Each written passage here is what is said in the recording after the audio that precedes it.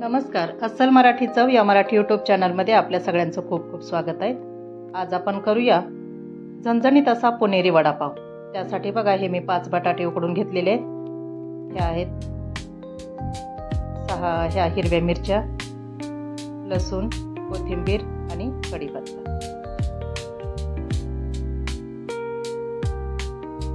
आता हिरवी मिरची, लसूण आणि थोडंसं जिरं टाकून आपण त्याचा छान असा ठेचा करून घेऊया. मिक्सरच्या भांड्यामध्ये मी ह्या हिरव्या मिरच्या, लसूण आणि थोडंसं जिरं टाकते. त्याचा छान असा आपण ठेचा करून घेऊ. हे बेसन पीठ आहे, मी छान असं चाळून घेतलेलं आहे. आता या बेसन पिठामध्ये आपण टाकूया हळद, त्यानंतर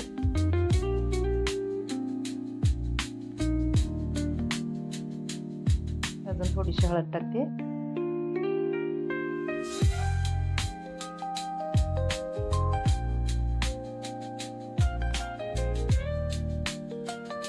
हे आहे मीठ आणि थोडासा ओवा पण टाकलेला आहे मी याच्यामध्ये. हे छान अगोदर कोरडंच आपण असं छान मिक्स करून घेऊ.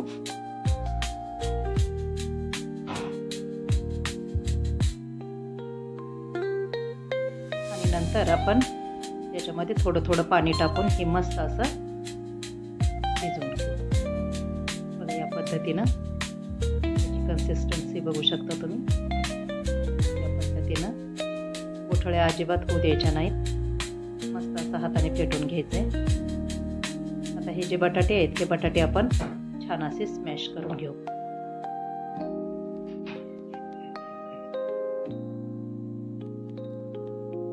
या पद्धतीनं बटाटे पूर्ण असे मी छान स्मॅश करून घेतलेले आहेत.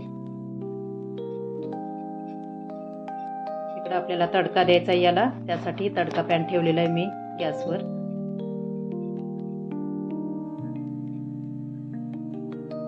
आता या स्मॅश केलेल्या बटाट्यांमध्ये आपण टाकणार आहेत हळद,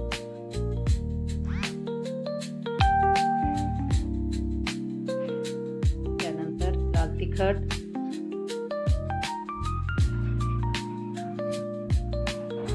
थोडीशी जिरे पावडर, थोडीशी धने पावडर,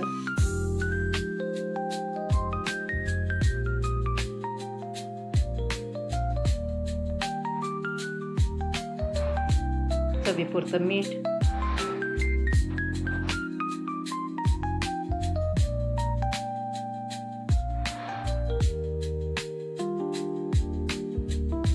आणि भरपूर अशी चिरलेली कोथिंबीर.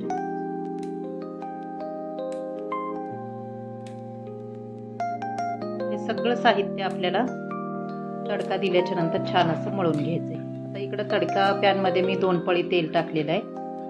तेल छान गरम होऊ द्यायचंय.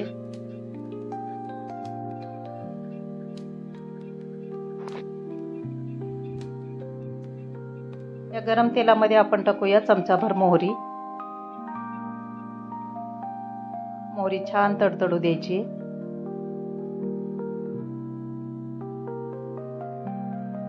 मस्त मोहरी फुटली पाहिजे चांगली.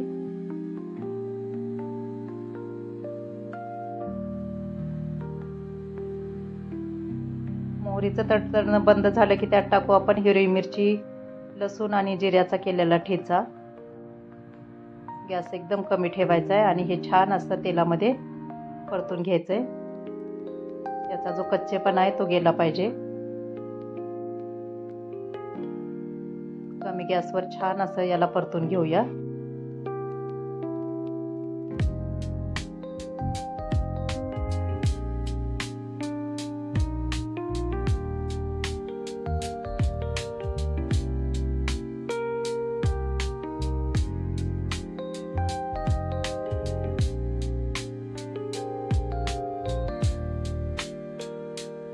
आता याच्यामध्ये टाकूया आपण चिमूटभर हिंग,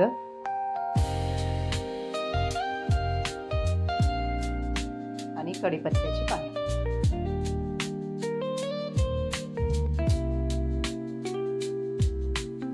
भरपूर असा कढीपत्ता टाकलेला आहे मी. कढीपत्त्यामुळे बटाटे वड्याला खूप छान अशी चव येते.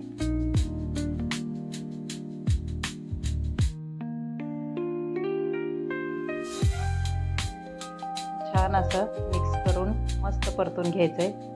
वास अगदी खमंग असा सुटलेला आहे.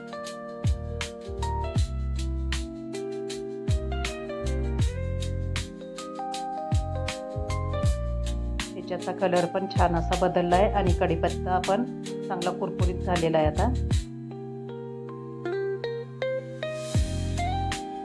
आता हे सर्व मिश्रण आपण या बटाट्याच्या स्मॅश केलेल्या बटाट्यांवर ओतून घेऊया. गरम आहे, थोडंसं चमच्याने अगोदर मिक्स करून घेऊ आणि त्यानंतर थंड झाल्याच्या नंतर हे अशा पद्धतीने आपल्याला व्यवस्थित असं मळून घ्यायचं मस्त. आणि हे असे आपण नंतर वड्यासाठी याचे गोळे करून घेणार आहे.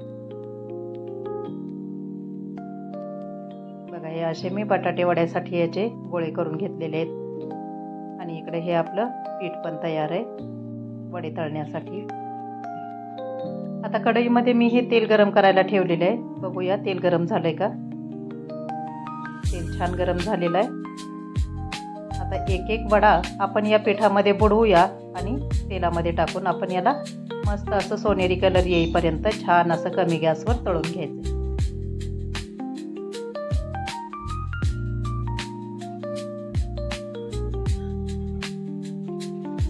तेल हातावर उडणार नाही याची काळजी घेत आपल्याला सगळे वडे अशा पद्धतीने तळून घ्यायचे.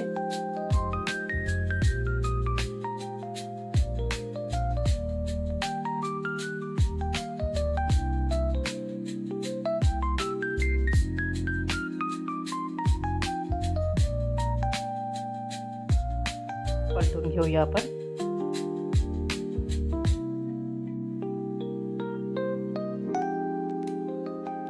मस्तच वड्यांना किती छान असा कलर आलाय बघा. आणि पूर्ण आतपर्यंत हे वडे आपले तळले गेलेले आहेत.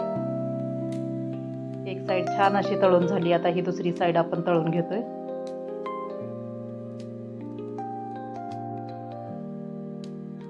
एकदम सावधगिरीने तळायचे, अंगावर तेल उडण्याची शक्यता असते.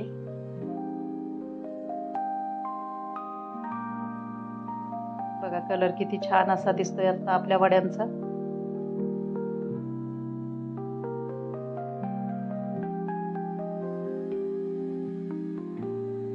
बघूया दुसरी बाजू पण छान अशी तळून झालेली आहे. आता हे वडे आपण मस्तपैकी काढून घेऊ.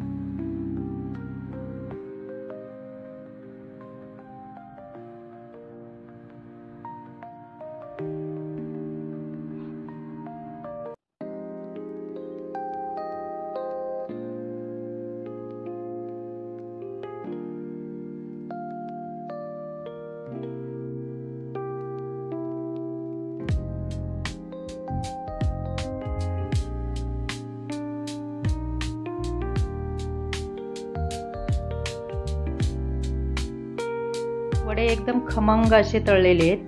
ते आपण एका पेपरवर काढून देऊ. म्हणजे त्यातलं जे अतिरिक्त तेल आहे ते तेल पण या पेपरवर शोषलं जाईल आणि आपले वडे हे तेलकट असे होणार नाही.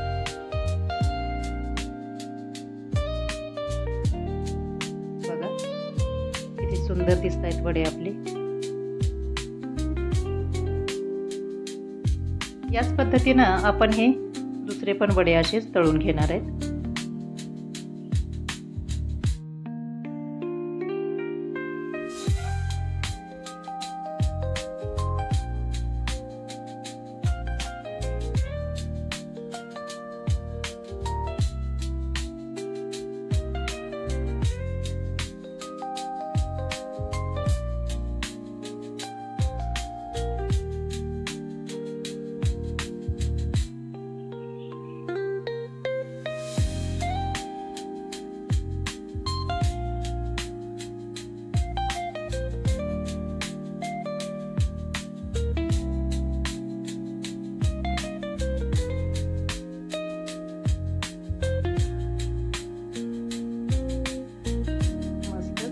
बघा वड्यांना किती सुंदर कलर आलेला आहे.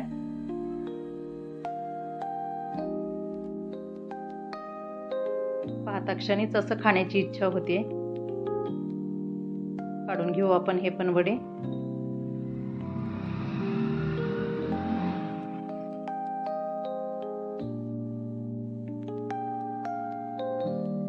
हे जे पीठ पडलेलं आहे, पीठ आपण हे जे शेव सारखं पडलेलं आहे ते काढून घेऊ. याचा उपयोग पण सांगते मी तुम्हाला.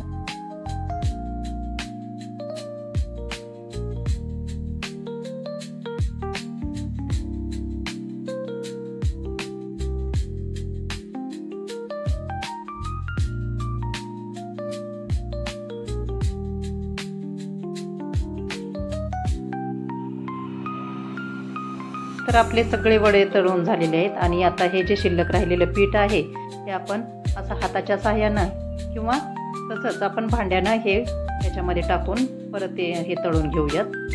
मस्त असं कडक तळून घ्यायचं हे.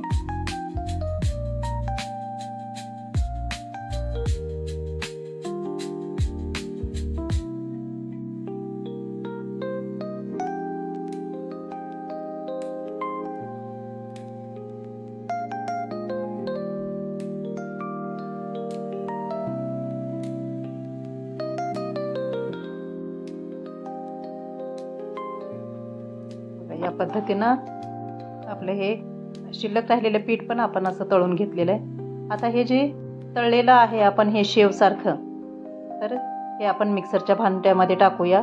5-6 लसणाच्या पाकळ्या आणि याच्यामध्ये थोडंसं लाल तिखट आपण टाकून घेऊयात.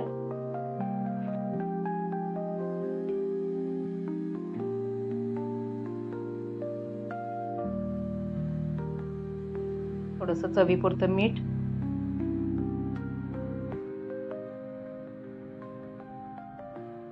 आणि थोडीशी जिरी. हे सगळं साहित्य आपण मिक्सरच्या भांड्यामध्ये टाकलेलं आहे. हे आपण आता व्यवस्थित असं मिक्सरच्या भांड्यात टाकून मिक्सरला छान फिरवून घेऊ. तर आपली ही झणझणीत अशी वडापाव सोबत खाण्यासाठी चटणी तयार झालेली आहे.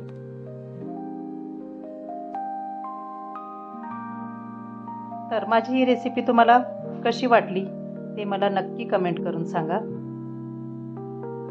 व्हिडिओ आवडला असल्यास लाईक करा, शेअर करा आणि चॅनलला सबस्क्राईब करा.